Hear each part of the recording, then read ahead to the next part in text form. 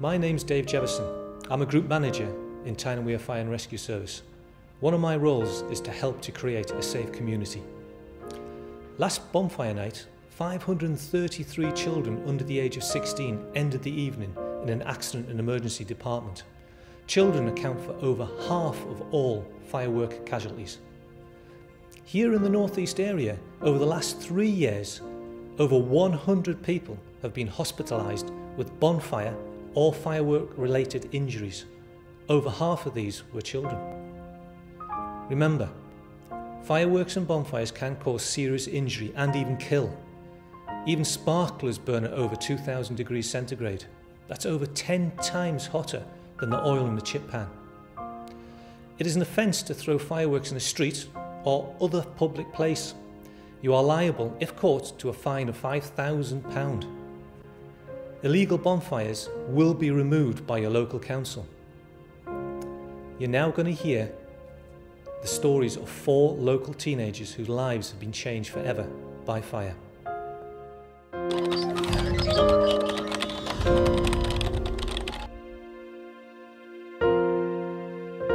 My name is Caitlin Rutherford and I am 10-year-old.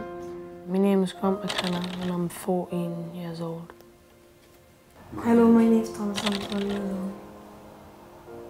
old. My name's Sarah Hunter, 18 years old. I was burnt 5 years ago in an accident in Turkey.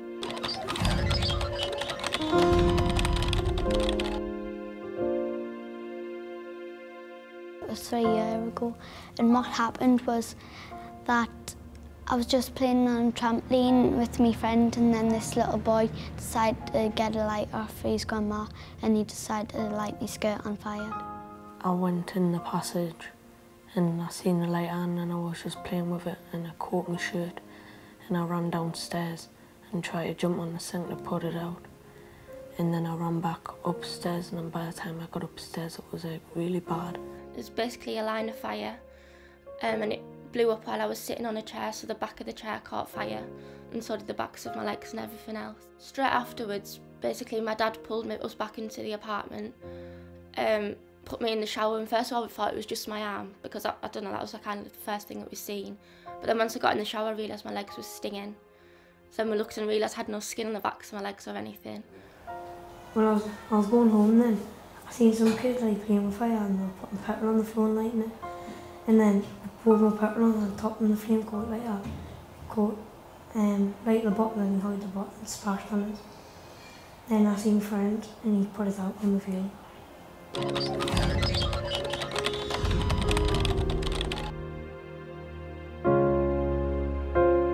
I was in hospital for 6 weeks. I got burnt from my knees up to my belly. They cut underneath the arm and then they take skin off my leg and put it on. When I was in hospital in Turkey the first time, when I had 30% burns, this little girl in the bed next to me was just screaming between us, and she was screaming and they took her away. And then 3 days later I was told that she'd actually died because she had 70% burns, so she died from her burns. So when I was in the private hospital, I was literally on like a sterile sheet and that was it. So whenever they come to clean, well I say clean me, literally rubbing my legs, that I had to like peel me off the sheet because I had no skin on and they didn't put bandages on.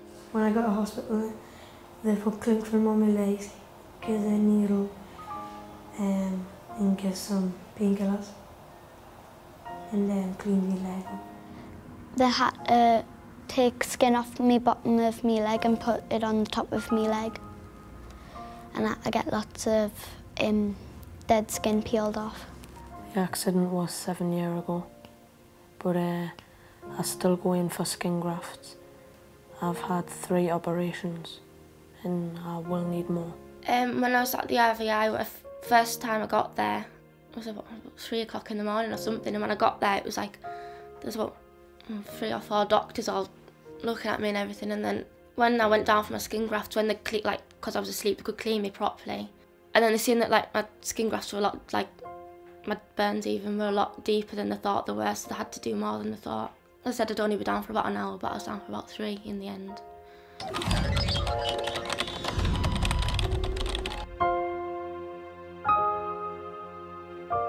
So my burns were on the backs of the tops of my thighs and the backs of my calves and just this part of my arm here. They took the skin from the tops of my thighs. They can take a little bit of skin and then they stretch it, so it's 4 times over. So, but they use staples to like put the skin on. So after that, it hurt more like once they were cleaning it, because they use like silver in the cream. So once it's like even just the donor sites as well, when they cleaned that, it was like, it'd be like 20 minutes after I was back in my room and it would just sting and sting. It was horrible. When they took the staples out of my legs, that was horrible, because some of them would get stuck as well, where your skin would heal over the top of them. That hurt a lot. It's very, very painful. It's the like horriblest pain you can ever feel in your life. When I get injection machines, it's like blisters, and then they need to pop and pull the skin off and push down hard and wipe it and that, and like wash the blood and pull like the bits of the side of the scab and that and clean it. It was very painful. That was it. And one time they took me down like to a proper cleaning bit with like surgeons and stuff, and I couldn't even tell you what they were doing. Like, it just felt like they were like rubbing the skin more off my legs. It didn't feel like they were cleaning it or anything. And then that just hurt so much. Like, the next time I went down, Mum said that I wasn't going again unless they put me to sleep, because it was awful that time. The treatment did hurt a lot, even though it was helping.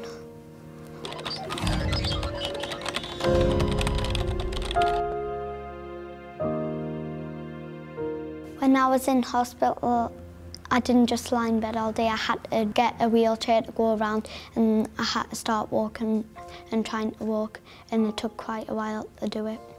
In hospital it's quite boring. You can't really get much sleep and it's too hot. Nothing to do. Sit play on the computer or watch a telly.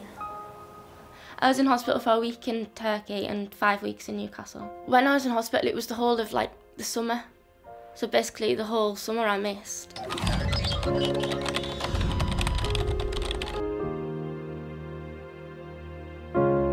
So it's not so much what I can't do really, it's just what like I used to do before my accident, and then afterwards I just haven't got back into doing things. Like, I did trampolining as well. Like, I probably wouldn't do that competition anymore, because you'd have to wear like a little leotard and things like that. If I go out in the sun, I've got to put 50 factor sun cream on and not stay in the sun too long. Otherwise, like, it will affect my burns. The thing I can't do now is I can't play out like normal kids and wear skirts. I've got to always wear pants to cover up my legs, and I've got to put cream on. If I go on holiday or down the beach, I've got to keep my legs covered up, but I can go out to play. Just keep my legs away from the sun. When my skin gets tight, I can't like do outdoor sports and stuff until getting the skin graft done. If I go out in the sun now, I've got to have factor 50 sun cream on my burns, because it can like blister straight away, and then I'd be back in bandages, and I wouldn't want that again. Sometimes I get a bit like conscious about going out. Not as bad now, but when I first come out of hospital, I wouldn't wear anything that showed any of my scars at all.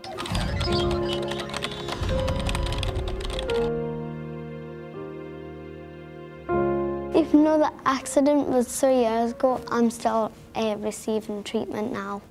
And I think me burns will still be here forever, but they'll just keep healing. I think I'm going to be in hospital for a month. I don't know when I'll be back to normal again. Well, I get like skin grafts, and I've had them since I got burnt, and I'm still getting them now, because obviously I'm like growing in height in getting them underneath my arm, but when I like do build outwards, and I'll have to get them on my chest and stuff. My treatment started like pretty much as soon as I come back home. Like, I got pressure garments first of all to flatten the scars. I had to wear them for 2 years. I think I had them for, like, they were tights the whole time, and they were trying to get like one for my arm, because it was just my arm. It was really awkward. I couldn't wear it on there. I just wouldn't wear it. I had steroid injections, which was to put like fluid into them so that it could kind of flatten them more. So then I'd wear the pressure garments on top of it, so they kind of work together. So I had that for about 2 years. I had that. I had laser treatment on them, but I just had it onto the bottoms of my legs, because that was like what I was most like conscious about. When other children see me scars, them or like what happened and stuff like that. But I used to get bullied at school about it, but I just used to ignore it.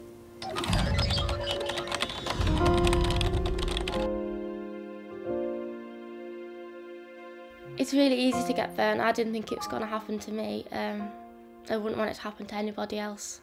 It's not just a burn and that's it, it's for the rest of your life.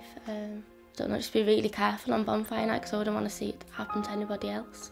I would say the danger of playing with fireworks and fire, you shouldn't play with them or go near them. They can really hurt you and they can really give you damage and put you in hospital for quite a while. And just keep far away from fire and only let adults like set off fireworks and bonfires. Don't mess around with fire, you can get seriously hurt and scarred for life. Tyne Fire and Rescue Service would like everybody to have a fun and enjoyable bonfire night, but please have a safe one. Wherever possible, go to an organised display. These can be found on our website. Thank you for listening.